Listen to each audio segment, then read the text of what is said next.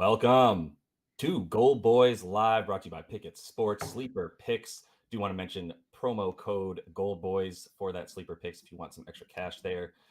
Josh Lander here. We got Mr. Brad Thomas, Brian versus the Books. Willie is having a bit of car trouble, so no Will Hill today. But we are going to jump right into NBA boys, and I'm sorry, MLB rather. We had somebody in the chat let us know they'd rather talk MLB. Shout out Ken Monroe. So I know we got a couple picks on a small slate today. I'm not going to complain too much about the small slate like Will would have, but I will, in his honor, mention that it is a small slate and that there's not that many games to choose from, which I know he gets annoyed by. But let's jump into your first pick here, Brian. I know you're excited to talk about something here on this 6-game slate. Yeah, so the first thing I want to do is a 2:00 game where you can get under 5.5. Rarely do I miss out on better opening lines, but I did take this at under 5. But you can pay more juice for under 5.5. I took the first 5 under in the Chicago Cubs Milwaukee Brewers game. It's really just two pitchers that are better in their respective spots. Smiley's been kind of up and down, but Teheran has been great. But Smiley's been good on the road, 270 around the road. And Teheran is in 4 starts at home, has only given up 4 total runs. So it's one of those spots where I just don't like both of these offenses. And I think last night the Cubs were at the late game. If you remember, they got rain delayed by 2 hours. Yeah. So there's something about fading those offenses that played late on Sunday, gets an immediate day game. I just don't think they've been as good. They've been walking less, which is big as well.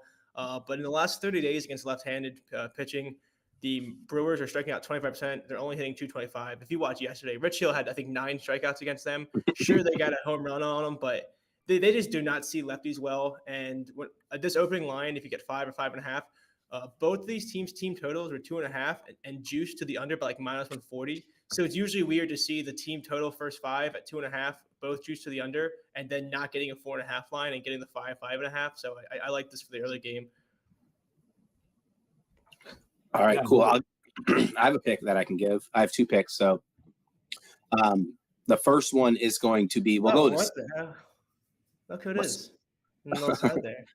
We'll go to the Cincinnati game. I have no idea where my pick is, but I know it's first 5 over 5.5. I believe it's -125. I posted it in my channel, or will be posted in my channel for anybody who wants to see the exact pricing on there. But it's just a battle of 2. Like, I don't like backing the Nats to get runs, but it's a battle of 2 like really bad pitchers. Like Luke Weaver pitching for the Reds has given up 5-5-4 in his last 3 starts.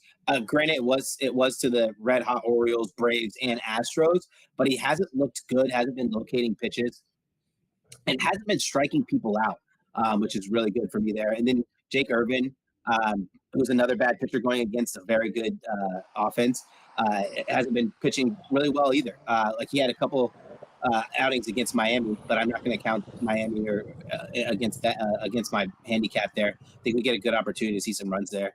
I go straight. Go ahead.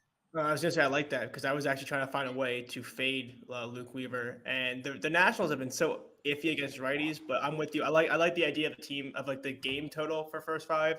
Because you can always get saved by the fact that Reds could put up 5 or 6 themselves. So yeah, I like that. Yeah, I didn't want to like single in. Like I was like, I don't want to single in and get stuck with one team carrying enough of the load and the other one not. Yeah, I like that. Luke Weaver's been so bad. I've faded him a few times. Him and like Ashcraft, the 2 pitchers I've kind of keyed into at this Reds team, and they have not been great. So I like that. Yeah, Did you guys do Dame yet? Can you guys hear me? Yeah, we can. We have it. We're talking about. After we're done looking at your stomach for the whole time, yeah. Yeah. There's plenty to look at. Yeah. No, we're taking. We're starting off with baseball. We had a couple people in the chat say they want to talk baseball. And so far we've got first 5 under Cubs and Brewers. And now we're talking Reds here, right? That was your fading the Reds. Reds, Nationals. I'm fading the pitchers. Yeah, you're basically fading. Yeah, I'm on the same boat, but I'm actually gonna take the Nats. Honestly, it worked in the series against the Mariners. I've actually just been fading the Mariners, honestly, and that continued to work as well against the Rays. But against Luke Weaver, that's where I'm. That's who I'm. Yeah. Going back to the well, baby, honestly. So, I mean, for the first 5 over, there's something to be said. But I do think that the Nats actually pull this one out as well because you can get them close to even money at this point. And so I kind of like the odds are getting like minus 105 for them, which I feel pretty good about. Yeah, I like that. And Yeah. I mean, Josh took the Will Hill part of the show where he complained about the 6-game schedule for MLB or 7-game schedule. Terrible. Yeah, we had to include that. But yeah, at least it's a couple day games. If anyone's wondering why I'm outside, I'm literally in a ditch. My car just died. I'm waiting for AAA, but I am dedicated to the show. So yeah, which I I for AAA, Company might as man. well hop on. yeah, I appreciate that. We all love to see it, but I'm actually It's kind glad of you're here. scenic too. I don't mind this backdrop. It's kind of a cool looking backdrop. Yeah, it's pretty tight. I'm gonna run in a minute though. What are you guys? Where are you guys at with Dame? Does Portland play hardball with him? Or all right, we can do it real quick. No, let's let Will get his in. I want to tease. No, I'm gonna say what I said last week. I'm playing hardball. I'm not gonna just give him away for 30 cents on the dollar and just trade him for a hero and a bunch of lousy picks. I'm gonna wait. I'm gonna shop. If there's no option, I'm gonna keep waiting. I just don't know that Miami has enough. Miami doesn't have enough. I've seen people on Twitter too defending Miami, saying like, oh, like of course when people demand trades, this, that, the other, it's okay, but when it's Miami, it's a problem. It's not a problem as a man to Miami. It's just a matter of they only have their own picks, and their picks will not be good. They do not have the capital to make like Rudy Gobert went for 5 first-round picks for a reason because people want the picks. They're trying to rebuild. What is Tyler Hero going to do for a Portland team that's not really going to be competing, say, this year? They want the capital, and the Heat just don't have it. It just don't happen. I agree. Well, I agree because Will, you're pretty adamant that you don't let yourself just get completely dicked if you're Portland, but at the same time, this is something that you taught me about the draft, which was like it's not about what you think, it's about what you think they're going to do. So if you're Portland, even though you're a little bit hamstrung and like you don't have to give in if you don't want to, but you want to get some like even if you don't care about the PR spin of it all, like how do you handle it to make sure your franchise is taken care of? What do you ask? What do they do if their first priority is the interest of the team? You wait for the best offer and you shop around and you see, if you decide that Miami doesn't have enough, which I don't know. If you throw in Jovic, Jaquez, who they just drafted, all their picks, Hero, is that enough? Probably not. And then you wait. You sort of just call every team and see what's the best offer. Well, and they have Sheen to give up, right? We've heard that teams like the Celtics are in the run. We've heard the Jazz are interested. But let me tell you the story really quick. I'll stop you right there, though. What's the Celtics offer, though? I mean, what's that offer look like? I don't know. Exactly. It's got to have Jaylen Brown, but it's got to have Jaylen. Money, yeah. I would do it. If they said Jaylen Brown and find a couple of picks, I'd do it. Does Portland want to do that though? No, probably not. Yeah, I feel like it's at the point where wherever he ends up being traded, it almost feels like it might have to be like a 3-way trade just to get picks stacked up for Portland. But I don't know. It's got to be a 3-way trade, I believe. Yeah, it's going to have to be. Could Philly trade Harden for picks and stuff and then couple Maxey with picks? I know they said Maxey's untouchable. I don't know if I buy that. That's what I can see. Could you trade Harden for picks? It's got to be a 3-team deal at that point, to be honest. Yeah. And that's really the only way that I think this is going to work in general, because when you keep going back to the same end result, that as we play this game and go through all the algorithms and potential ways that this works, it's like, do you have to add another team? Because there is nothing there. So when you add that other team, now you're talking about a team specifically that's willing to take on like trash contracts to just get it off the books. I would have said someone like the Wizards, but I don't even know anymore. So and they need to have a bit of space as well. So there was one that Bill Simmons threw out as well that like was talked about by a couple of different people as being like potentially legitimate. Honestly, I have it right here, which is like I had it right here, and then he started tweeting more. But yeah, like the team that you throw in is the Clippers. So you got Dame to Philly, Harden to the Clippers, and then Portland gets Maxey, Man, Zubac, and Tobias and dumps Nurk. So Maxey's off the table. Yeah, that's it. Yeah, that's what they said. Maxey's off the table. Yeah, I guess I think that's bullshit. I think off the table. The way that they handled Max's contract was they didn't restructure it because he has one more deal, and they purposely didn't restructure it for the purpose of making sure that if they needed his now expiring contract to be something that was valuable to others, and a team that wants to resign him for however much money they want to resign him for, then he's sort of free to do that. So I think that's baloney. Yeah, and I think it has to be taken into a little bit where when they say he's untouchable, it's at the same point where you can say that. It doesn't necessarily mean he's untouchable, but it just means that they're not going to part with. They're not going to part with them because I get it. He's a good young piece, and it's one of those things where just because they say that does not mean they're heightening his value. Yeah, exactly. They're just protecting his value. They said the same thing about Harden. They don't want to trade him for scraps, which that's kind of what's funny with Will, where you kind of talk about both of you guys mentioning it's not about what you think, it's what they think. I think it's so funny that I have friends or I have people on Twitter that are like, oh, like, let's keep Maxey because, all Philly people. It's like, let's keep Maxey and send Harden for Dame. I'm like, yeah, because who wants to – it's like, yeah, let's do an aging point guard for an aging point guard. I'm sure the Blazers would love that. So it's just funny that people think it's like – fans are funny. Well, it's not even just Phillies. I just sometimes people think that trading is like 2K. It's like, oh, wow, I want this guy. It's like, no, it's not 2K. They're not going to do that just because the bar says it's this talent for this talent. It doesn't make any sense. We'll give them Jaden Springer and we'll call it a deal. Yeah. Does it annoy you guys that it's like, hey, first of all, trade me, but only trade me to this one team? Like, Dame is not a free agent so like that. Much. Yeah, that pissed me off. Like, okay, first of all, you're going to say I'm being loyal. Like, you're going to play this BS loyalty crap card this whole time. Then all of a sudden, you're like, okay, I want to get traded, but I'm going to handcuff you to what trade deal you could do. Like, that's BS. Come on. Oh, that made me so mad. I'm glad someone was on board with that. Let me tell you the story real quick, though. Let me tell you the story because I don't want to forget. So I was in my Uber today, and my Uber driver turns back and goes, hey, man, you follow the NBA any? And I was like, yeah, what's up, dude? He goes, how about this trade request? And I was like, God damn, I can't even escape in an Uber? He probably recognizes the hair. He saw your hair, and he was like, I know this guy. This guy yells all the time. Where do you guys think he ultimately ends up? I don't know. That's what I haven't been able to put together, but I don't think it's Miami. I'll say that, and so I think it's gonna have to be a surprise team.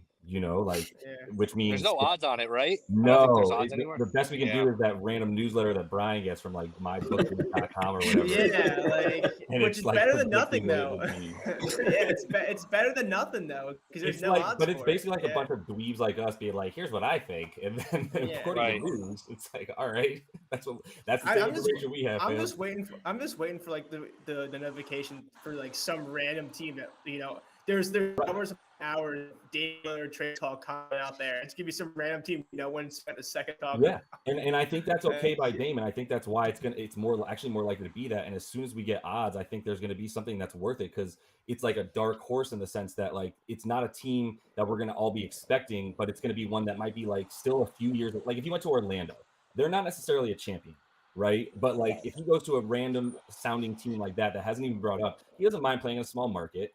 It's in Florida, by the way. And then, from there, is he going to be cool with that, though? Is he going to be cool with, hey, I'm not really in a different spot than I was in before? That's what he was saying, in my opinion, on that podcast where he was saying, at least having a chance. I just want a chance. And I think that was him. If you go to Orlando, though, you don't have a chance. I don't think. Oh, come on, Bill. We're going to be good. With Dame, with an actual point guard that like can shoot as well, like for the first time outside of Cole Anthony, now we're talking about like a really, really good team. And I think they're how good? What would their win total be? I think they're a 4 seed. They're better than the Cavs. Yeah. They're better than the Cavs. Yeah, that was a 4 seed. I don't know, in my opinion. So, but if that's the case with a really good Dame, but that's the type of team that's still 2 to 3 years away. That's why you're not expecting it. I keep throwing out a team like Utah because they fit the bill of like, no, they're not close, but like he's not going to want to go there either. Like, CJ and Yusuf Nurkic as his best players, and he never did. So what's a real shot to Dame? I think he's down to go to another smaller market team. At least like he's not going to handcuff the Blazers from being able to trade him to a team like that. So if there were odds on like a random team that you don't realize in like 30-1, I'd be like, hell yeah, that's what I think. So we're not buying this. San Antonio would do it, right? Like San Antonio wouldn't do it. I just don't know. Are they going to hamstring themselves with money? Like, are they going to give away picks? Like, their window is 2 to 3 years from now. I don't know. Yeah, they got to maximize Pop's window here. You're not wrong. And does Dame want that? Like, again, you're going to San Antonio. Okay, he's the one who said all the deep respect you want. Now he said he would be down to play for Popovich. It was him who said that. Right. That's what I was wondering. Did he say that? Yeah, that's what it said. Like, Dame also was interested in. Hold on, let me see. Yeah, it's reports that Dame is. So my question is, like, if someone's reporting that Dame is interested in the Spurs, which is a super vague way to say it, because like I'm interested. It's even more vague than that. It says Dame has deep respect for there you Spurs go. organization. So is deep. Is that someone in his camp putting that out there to be like, yo, this is a team I'd say this is a team I play for, or like is this nothing? Why don't we just go to Dame's Twitter? Like this is what every brilliant Twitter researcher does now, and they just go look at his last likes. No, just see what he was liked. I'll be honest. I mean, I can tweet out something that says Damian Lillard reportedly says this. I mean, it doesn't have to be really true. I still report No, it doesn't. It's just, yeah, so it's a lot of hearsay. Yeah, I was super over that report. Like, I put more stock in the Dame is on a podcast saying something, or Dame tweets out some stuff. I'm kind of into what that is. That's directly from his mouth. I mean, it's just so funny. What happens in a month when Dame was on a podcast and said, does he believe he'll be important when the season starts? He said, I do. That was a month ago, less than a month ago. Yeah, I mean, hey, it's got a little annoying with him. Yeah. So do you do anything with these futures now the way that they are? I mean, do you want to kind of to get into free agency real quick, and we can finish on if anybody has any other baseball stuff? You guys good with that? Yeah, it's cool with me. Yeah. So bringing up real quick, we can there's a little bit of an update, at least on the on DraftKings here for the futures, and the NBA champs, and what those odds are at. So the Nuggets are still plus 475 there, the Celtics plus 500, and the Suns are plus 600 now. Interestingly, the Bucks are plus 850 on DraftKings, but if you're looking at FanDuel specifically, the Bucks are plus 550. And you've got the Celtics actually ahead of the Nuggets on FanDuel as well at plus 470 instead of the plus 5. So like it's pretty close, but it's all just one big cluster of basically like those four teams. And you can throw in the Heat at plus 900, the Lakers at plus 12. If you want to talk about the Warriors at 13-1, Philly 15-1, and then I don't really care about the Clippers or Mavs from there. So wait, the Lakers are 12-1 to win it all. I would bet Lakers at 15. At 15 on FanDuel, I would bet that. Yeah, it's 15-1 on Wait, FanDuel. That's odds to win it all? Yeah. 12-1 to win it all. That's I guess that's not crazy. So that they probably had one of the better. Stay healthy. They had one of the better off seasons. They had one of the better off seasons. They've at least put themselves in a position to where we can say, like, if LeBron and AD stay healthy, they have a shot to win it all, and they're probably a top 5 favorite. We didn't even have the opportunity to say that until they made those trades last year, that they had an opportunity like that. So with that in mind, like, I mean, it's because 15 was nice. I mean, Gabe Vincent, I could not think of a better point guard to be playing off of LeBron James at that point, who's in control but still able to shoot. That was a huge pickup. I mean, Austin Reeves re-signing, Rui Hachimura re-signing. Taurean Prince was a huge one. That was the one I was going to go as well. Taurean Prince was awesome because it's like he's basically Jared Vanderbilt, who wasn't able to play enough for them because he couldn't shoot. Taurean Prince could shoot. If he's half as good as he was last year, he's still a good shooter. Honestly, he was out of control last year. So with that in mind for the Lake Show, like, is that the first place that we got? Cam Reddish off the bench. And who's that? Cam Reddish off the bench. Yeah, he's there. He's there. If anywhere, you know, he's at least athletic enough to maybe do something. But with like a legitimate 9, we know how Cam Reddish is. He's have one game where he goes off for 5 threes, 25 points. Someone on gambling Twitter smashed him at like 80-1 odds, and then he doesn't do that for the rest of the season. Yeah, but we're probably going to get a lot of games where he's 13th thing, right? Because the Lakers are sitting guys, so maybe maybe it's easy to find those Cam for 20 plus games at like 5-1. Yeah. You know? Is anyone interested in Philly 17-1 on FanDuel? No. In case what if they get Dame? Then still no. Yeah, no. Like, I mean, that's an interesting question though. If it's Lillard and Embiid and basically nothing else, like, is that enough to win it? I don't think it is. I don't think so. Nope. They lost Shake Milton. They lost Jalen McDaniels. Yeah, they lost Liam to Cleveland. They're just hemorrhaging. The most annoying part about the Sixers offseason right now is not that we're not getting anybody. It's just that we're also not retaining a single soul. Like, it's crazy to think about. I mean, you make this trade for McDaniel, and then he goes for $9 million 2 years. Like, you tell me you can't match that? Like, what's the point of that trade if you can't even retain him for more than what they had him for like 2 months and didn't even play? It's so frustrating. Where do you think Harden Harden goes, Brian, because I know there are odds on that. I think Clippers are minus 200, Sixers are 3-1 to just keep him. Yeah. Do you think he goes to the Clippers? Yeah, well, it's funny. Before you came in here, I told that to Josh and Brad that I'm just so upset that the last week I've had to deal with all these Harden rumors, and I just fear he's going to be on the team in October, and just nothing's going to happen, and it's going to be like it's almost going to be like Dame, where it's going to be so annoying for so long, and then nothing happens. I hope Right.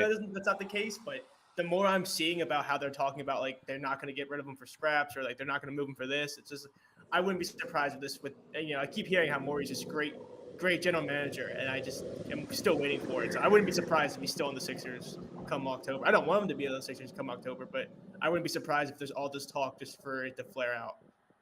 Is there concern, though, that if you lose him, then Embiid looks around sort of like the Will Smith gift with nothing in the house and says, all right, there's nothing really here for me. Maybe Embiid's next. If he leaves and we don't get any depth and we don't get any stars, I would even I must have I've been a Start the fan for process how over. long. It's just like could you even blame him at that point? I feel like Philly fans at that point would almost not even blame him for winning out if it's like, hey, we lost this guy. Yeah, and right. We signed. Do you know what fan base you're talking about? Philly? Giving anybody a break? But they hate they hate their teams more than anybody else. So I feel like they would side with the guy that's been given nothing, and it's just like, all right, yeah, get out of here then, and then they'll follow him there. Yeah. So you guys are making me excited. I can't find any to not make the playoff bets yet, but I bet right now Philly's at really good odds if they have it anywhere for them to not make the playoffs. Yeah, I mean, yeah, it's a good question. Do season wins, are they up yet or no? Not on FanDuel or DraftKings. Nothing. Yeah, it's too bad. Probably soon though. I mean, Yeah. I guess maybe the uncertainty of Lillard and some of these teams. It's got to be. I'd look to bet the first team I'm going to be looking to bet is an under on. I think Toronto has some tanking potential. I mean, what's their direction? They don't tank is the problem. They didn't tank last year. They should though. They should. I think it's over. They're I mean, probably that's going to re-sign Pascal and OG. Yeah. And OG wants to start playing and scoring. So. And the reason I think that, dude, is I think the pickup of Wait, when you say resign, they're not free agents, so to just extend them, you mean? Yeah, they want to give them bigger deals. Like they want them to like stay on the team. They both have 1 year left. Well, OG's another guy that's been on the trade block for like his whole career. It's like, oh, he's gonna be gone. Who's that? And they've reportedly turned down like 3-1s, 4-1s for him, which I don't understand at all. So and then they signed Pat Bev and Dennis Schroeder. Like why? I guess as a Fred VanVleet's gone, so that was their response. But like if you're serious about the chip and you lose Fred VanVleet, you didn't make it up with those two dudes. So, I think to me, that's a tank candidate. I would keep an eye on it. I think Siakam could be the guy after game to go. That'd be interesting. It's not a bad call, but we don't have those odds up yet, unfortunately. And I think that might be part of the reason. I don't know that we would get them before like the end of this month or beginning of next month anyway. Like, I think they want teams to report, like they want that those preseason tournaments to go on. But once we get those, if we don't know anything differently about where guys are, like, yeah, let me get some of those unders for predicting that guys are flying away from certain teams. Toronto's a good one. We were just talking about him in the chat because of Schroeder going there. But yeah, does anything else interest you guys there with the way that things have shaken out anyway in terms of the champion winners or even a conference winner or anything like that? Probably just Lakers for me. Yeah. I was gonna say, what are the odds for Damian Lillard and Jlboogy to be teammates in Miami? Is that a thing? No. Zero. Nah. Yeah, I mean, honestly, the Lakers are, if they do that, right, the way that works is they're probably shelving guys for a lot of the season. They're not worried. Yeah. Like, I don't see them going in as a 2 seed. Do you? Right? Like, they're probably still coming in as a 4 seed, 5 seed, 6 seed at this point. Yeah. I mean, LeBron's going into what, his 6th year as a Laker. The only year he was really healthy is the year where they had the bubble and he had like a 3 or 4 month break. Like he's just always battling a foot injury or a hamstring. It's just always something. He's old. Yeah, he's played a lot of games. Yeah. He's played a lot of minutes. And Davis might as well be 40, so it's tough. If Davis stays healthy, asterisk, like, is he if I win the lottery candidate? Is he what? No, we did this last year, man. We did this last year. We all bet him. The answer to your question is yes, but I mean, good luck. You're gonna bet on him to stay healthy. Good luck. No, you got to play 65 games now.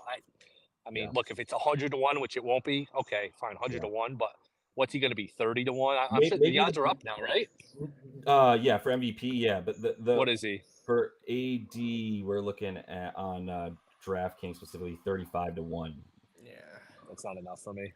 The What I 65 would be- games is killer too, because Yes. that means he can average 40 points a game and still play 64 and not be like that's what I mean. Like that's He should be 35-1 to play 65 games. Forget the MVP. yeah. So I think what would be interesting actually is when we get NBA Finals MVP odds.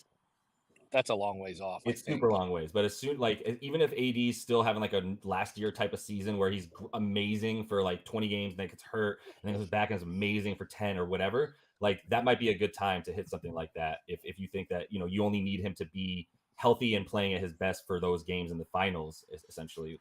Just one way to try to like shorten how long you need to bet on him for. If you're Denver, I know you lost Bruce Brown. Has anyone made any moves that make you like scared of like anybody, or you just say, you know what, you guys do whatever you want. We have continuity. We have the best player. We have a good roster. We're just gonna chill, and we're probably still the team to beat. That's kind of how I look at it, to be honest. I know. Can I be honest? Plus 475 is not great. Phoenix did a lot. They're gonna be good to make They're themselves gonna be good. better. Eric Gordon was a massive pickup. Yeah. Then obviously like random guys like Eubanks and Kate Diop, but then also Yuta Watanabe, who's like, he's kind of like the Kyle Korver to LeBron, and he's that for KD. Like KD's like, okay, now forever Yuta Watanabe comes wherever I go, and he's my like sidekick because he just passes that dude the ball and is like shoot. And there was a reason he went like 45%, and he plays really good defense at like 6'4". Like they got better, and their odds went down to plus 600 from like 4.5, 5 to 1. Like they're moving in a direction that would make me want to start taking them. I mean, to me, it's not enough. It's not long enough to tie my money for this long. Where it's like next April or May, I could probably get close to that same price and not tie up my money for 9 months or whatever. But in terms of a team that could win the title, I agree. They could totally win the title. It's a good team. I had to check my account. I forget when I talked about it. We did it like a week or two ago. I think they were like 11 or 12 to 1. But it was before they got Beal, and I was like, oh, maybe I'll take it just as like to see if they get Beal. So I have a ticket already, but it's not for much. But I don't know. We'll see. They never really seem to come to fruition, but they definitely got a lot better with some of their smaller signings. Yeah. Durant's a guy who has had trouble staying healthy too, and he hasn't been good. He hasn't been great in the playoffs the last 2 years. Remember, like Boston shut him down. He was okay against Denver, but it's his efficiency wasn't great. So I don't know if he can hold up for a full season either. Yeah, J-Rock AZ, I'm assuming he's from Arizona at that point, is not as sold on his Suns, unless they're not his sons. But he's talking about him in the chat, and I wouldn't bet on them yet. I think we talked about that. What's that, Brad? I think I'm as sold as the Suns as I'm going to get. Like if you like the Suns, I don't think you're going to like them more later, if that makes sense. Like I think at 6 to 1, sure. Like how do I describe it? Like, okay, they got Eric Gordon, they got they got players to build around. I don't know how they got these bargain deals pushed through, but they did. They got the bargain deals to add for 2 years. They got these bargain deals pushed through. I'm trying to pull up all of their. Yeah, they did. I'd still rather just have Denver at 5 to 1 than Phoenix at 6 to 1. Right. 100%. But I think the thing with Phoenix that you can try to bank on is like KD or Book or Beal don't miss some time, or all three do. Yeah. And then you get up to like 10 to 1 for them. Yeah, but Bruce Brown left Denver. Yeah. Yeah. That's still. Yeah. I thought they were going to lose a lot more, honestly. Yeah. Yeah, I don't know. I think most of their picks too. I think they could probably make a trade at some point at the deadline. Denver. To me, you got the big three. You got Jokic, you got Murray, you got Porter, you got continuity. I think they're still going to just be. Who's really continuity? Good. Is he a rookie? Or he's a swing 4. Yeah, he's what you call a championship winner. Yeah. So for NBA, I think we're pretty much good there because we're not necessarily trying to take anybody right now, unless if it was Denver, because you don't think it's going to get better. But once again, you still have time to even be able to do that before the season starts. So, you guys want to? I know I think we kind of threw out the baseball picks. Did you want to put together a quick sleep or anything like that, Brad? That you had? Sure, but I have more baseball. I'm trying to make sure it gets locked in for the odds move. So if it doesn't Mr. Baseball, look at him. He's Mr. fucking Baseball. Yeah, dude, I've been freaking feeling it, man. I don't understand. Like, I swear to God, and I'm not trying to be funny. Like, I just look at the graphs. Like, I just look at the Excel spreadsheets.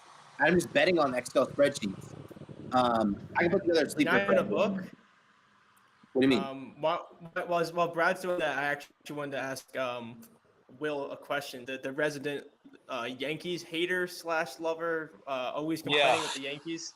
What are your thoughts on the Yankees today? Because I actually want to almost even money like the Orioles. I kind of like the Orioles tonight. I wouldn't see. Yeah, I like Baltimore. your- Wells is good. I played Yankees team. So I didn't give it out yet, but I'll give it out now. Yankees team total under 3.5 for plus money.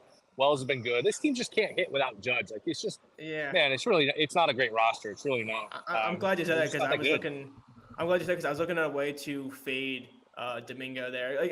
Not because I mean he had the perfect game. He threw almost 100 pitches. He's not used to really doing that. And I was looking at either Orioles money line or taking it 2.5 earned runs because the Yankees bullpen's pretty depleted too. They used everybody in the pen last 2 days. So I might just end Including up Josh Donaldson.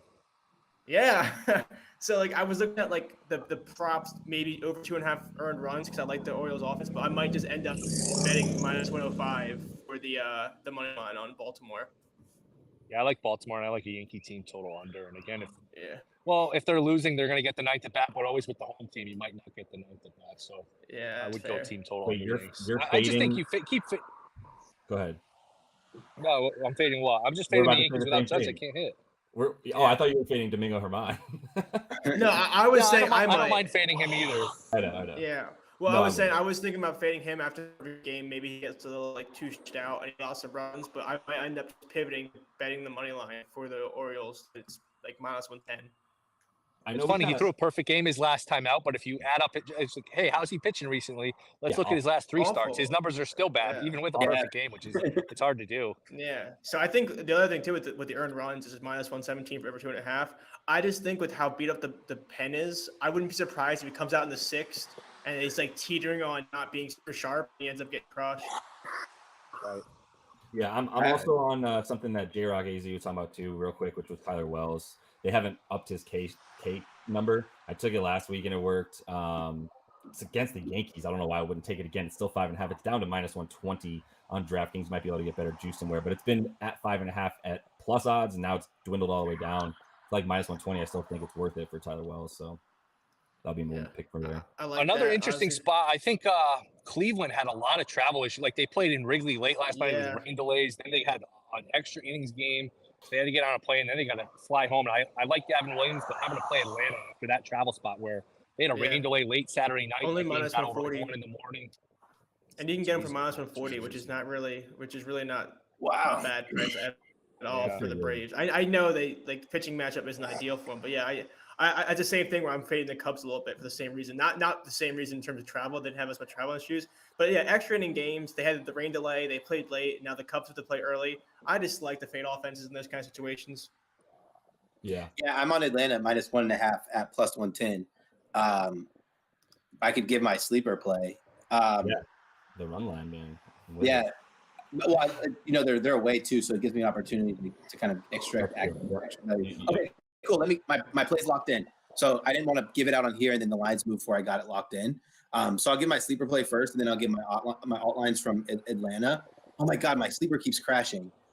Okay, whatever. It's Brian Wu over 5.5 Ks against the Giants. Joe Ryan over 6.5 Ks against the Royals, and Elder over 3.5 Ks.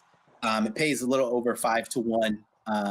But listen, I like the spot for Elder. I just went back and I looked at what Elder was pitching. Bryce Elder's had pretty good showings, right? 4Ks, 6Ks, 4Ks. He had that bad outing where he wasn't striking anybody out. Gave up 5 runs against the Nats. 8Ks, 5Ks, 6Ks, 6Ks. The last 3 games that Cleveland played in, all 3 pitchers went up at least 2 on their alt lines. Even Stroman was he set at 3.5, made it to 7. I just think it's a good chance because it's a good spot at 3.5, especially with the travel issues for Cleveland. Just having to play extra innings as well. I think we see a lot of blips. I took it to 6. I took Elder up to 6 plus 500, and then up to 7 plus 1,000. I can see that. Yeah. They don't strike out a lot, so you're getting these buy low book lines, right? If it was a high strikeout team, they'd make his line 5.5. Yeah. No, yeah. And I was gonna kind of throw in there too. I can't get anything on it in New Jersey, but if you do have Fox Bet, they have minus 110 for Atlanta, minus 1 even for a push chance. It's not often you get prices like this on Atlanta, so I don't hate backing them. Fox I'm afraid of it, though. I do like Williams. Williams is good. Yeah. Yeah. Oh, you do? You No, like Gavin Yeah. Williams? I'll go over my sleeper one more time too. So it's Bryce Elder over 3.5 Ks, Joe Ryan over 6.5 Ks, Brian Wu over 5.5 Ks. And honestly, I would play them all as singles. I would just kind of want Joe Ryan to go like bet him down 5.5, but you can't do that on sleeper. It pays a little more than 5 to 1. Your return is 6.3. And then there's a kind of piggyback off you there, talking about that because you mentioned Joe Ryan. I did post on Twitter and in my channel on Discord, but the parlay I had today was the early one I had with the Cubs and Brewers under 5.5. Braxton Garrett 5+ strike, Orioles money, which we already covered, and then roll a PPD of Joe Ryan 6 strikeouts in a win. So you brought up Joe Ryan. Wow. So I like that. Yeah. Right? Like so, that I mean, strikeout number seems like really nice. Yeah, so you mentioned buying it down. So I did the PPD 6 in a win, -120 on FanDuel. So that probably plays 8 to 1. I think it's a good luck. I mean, I'm a big fan. If there's day baseball, I like using some free bets and just trying to have some fun with following some games. So even if you don't bet on singles, if you don't have to risk much, it's kind of just fun to like move on and like have pay attention to it. Hell yeah. Anything else before we get out, fellas, on baseball or anything? I think we did really well. Oh, wait. I'll have some golf on Wednesday. So okay, we'll have golf on Wednesday. That's awesome. For what's upcoming, attorney? John Deere. It's just a bunch of gross prices, but pretty much I'll just tell anybody who's watching now, I'm going to bet Ches Reavie anywhere 80 or better, 80 to 1 or better. And I'll probably bet Eric Cole anywhere 40 to 1 or better. But I'm pretty much betting all European books this week because all of the United States books got beat to crap instantly on good pricing. So you don't think you need to hit the ball very far on this course is what you're saying? No, I just don't think this course is very hard. Yeah. Just any of these easy courses, I think it's good for the short guys. Yeah, I got you. We did have a question about any hot dog bets in here. I think I'm gonna go under 73.5, 72.5. I'm gonna search around for it. It's gonna be scorching hot. Like it's gonna be like feels like 100. It's not hot dog weather, I'll tell you that much. It's not hot dog eating weather. So, but I need to shop the line a little bit, but I'm probably going to go under 72.5. Hopefully I can find a 73 for like -150. I heard Joey was practicing inside the depths of a volcano though to prep for a condition. Yeah. So I will say Brad cracks me up just because I know it's like a whole science, but as someone that breaks down stats and like analytics for baseball and all the other sports and modeling, there's something funny about Brad being like, "Oh, it's gonna be hot. The hot dog's gonna be like they're gonna be moist." Like it's like like last year, Brad's like he's in a cast, so Joey's transition from his hot dog to mount. It's gonna be a little slower. He's like, I was watching him practice. It's like it's a 1/10 of a second slower. Hell yeah. You do that 3 minutes per hot dog. Like you gotta, it's just so funny. I love the hot dog eating contest. Like I told my wife, I was like, we have to because we have like plans, and I was like, we have to like work our plans around me being able to watch. Like if we aren't there, if we're not, I don't want to be in the car. Like we have to be there before. Are you gonna be with your girlfriend's family? Are you gonna be with your girlfriend's family? Is that where you are? Is it your family? No, we want some family friends.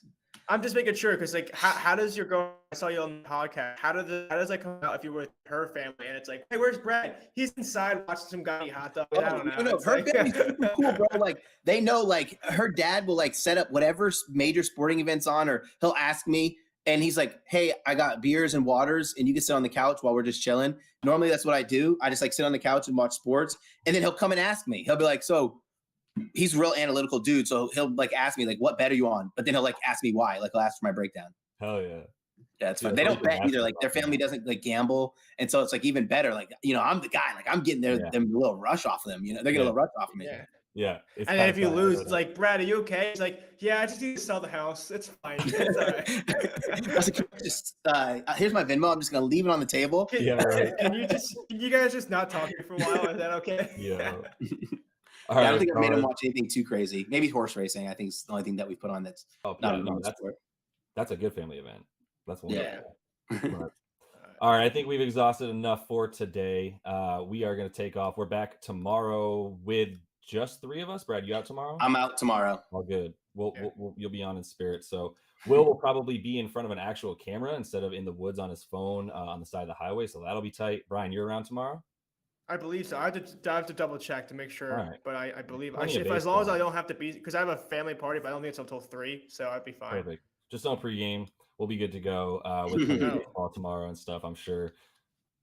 One more thing, Brian. Also, I was going to say before we head out, there is no show tonight with me and Ryan. Ryan canceled. I was going to do it with Nick, but the baseball slate just was not great enough for us to make a whole show. So we are opting to let people enjoy their holiday weekend. So if you ever do tune into Ryan and Brian, Ryan canceled, and it just didn't make sense to try to fit in 2 shows because we kind of covered a lot of baseball in here.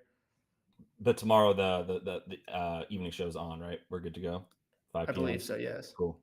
All right, well, we'll be back tomorrow, 1 p.m. Eastern, 10 a.m. for you those on the West Coast. As we say, Pickett Sports, Sleeper Picks. Until tomorrow, see you guys later.